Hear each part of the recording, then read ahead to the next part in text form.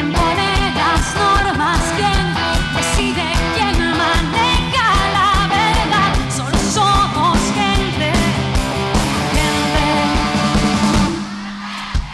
que sonríe y que llora por dentro, que se fue y que hoy echas de menos. Gente que te quiere, gente que te quiere, gente que está sola aunque haya mucha gente que defiende la desigualdad, que está enferma de imbecilidad, que nos miente con lo que promete, gente dominante, gente indiferente.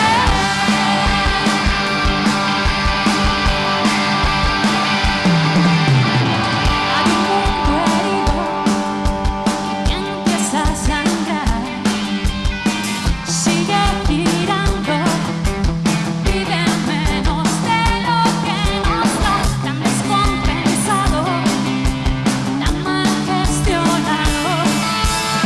Mundo de injusticias, mundo lastimado, que mueve los hilos, quien decide, quién maneja la verdad. Solo somos gente, gente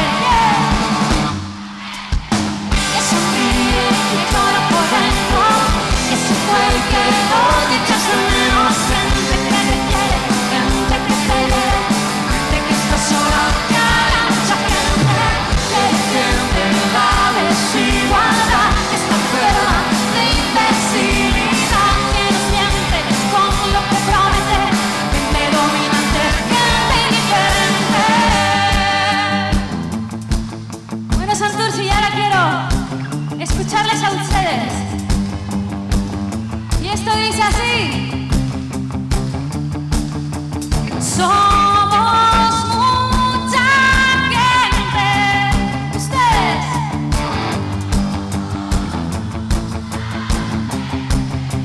Eso es. Y dice: gente diferente. Ustedes.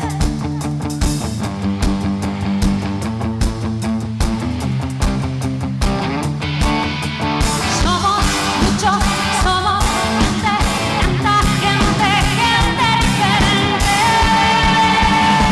Mucha gente que sonríe y que llora por dentro, que se fue y que hoy echas de menos.